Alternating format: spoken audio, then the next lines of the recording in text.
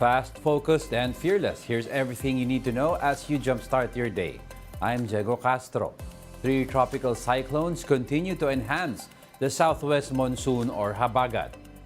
Severe tropical storm Hana was last spotted some 870 kilometers east of extreme northern Luzon. Meanwhile, Typhoon Saula, formerly known as Goring, was seen west of Batanes and is now heading towards China. Another tropical cyclone with international name Kirogi was monitored east of central Luzon outside Par. Hana is forecast to reach typhoon category today, but it is not expected to make any landfall in the country. It will exit Par over the weekend and head towards the Ryukyu archipelago and Taiwan.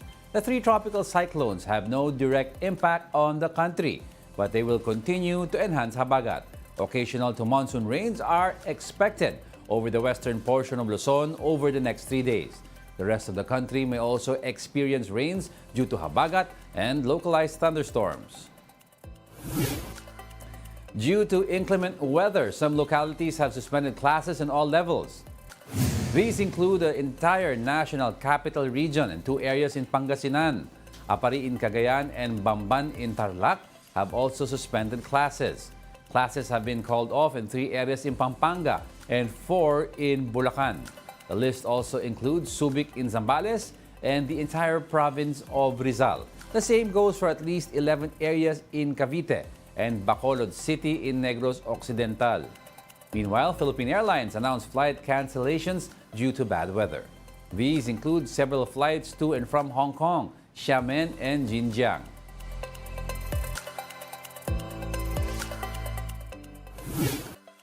The Justice Department has temporarily suspended the revised rules for Filipinos traveling abroad. The Interagency Council Against Trafficking or IACAT issued new outbound travel guidelines which were supposed to take effect September 3. But it caused quite a bit of outrage because it will compel travelers to present additional documentary requirements. Some lawmakers said these stricter guidelines will not solve human trafficking. Data from the IACAT shows that over 32,000 Filipino travelers were offloaded last year, but only around 400 cases of human trafficking were reported. Senators plan to invite offloaded passengers to get their side on this issue. Kung hihingin mo ng mga bank certificates, yung place of residence mo, may mga title pa, may hiningi pa sila mga title, proof of education, proof of occupation, kung saan ka nagtatrabaho, that can be prone to anti-privacy laws. Ano po bang epekto nito sa pagsugpo talaga sa sinasabi nilang dapat kasing sugpuin ang human trafficking? Ibig sabihin po ba zero na ang magiging biktima ng human trafficking? Hindi po ito margin of error, Ginoong Pangulo. Hindi po. There is something wrong with the process. We'll be back with more stories after the break. Keep it here on One News.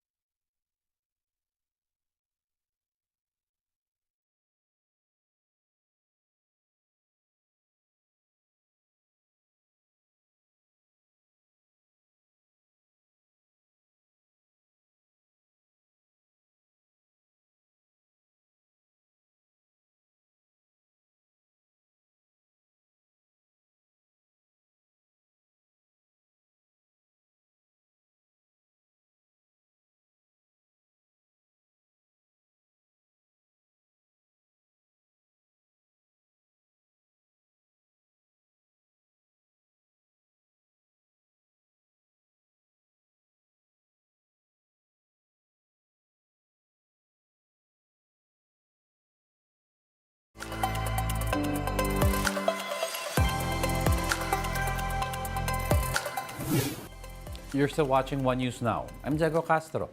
President Bongbong Marcos will attend the 43rd ASEAN Summit in Jakarta, Indonesia.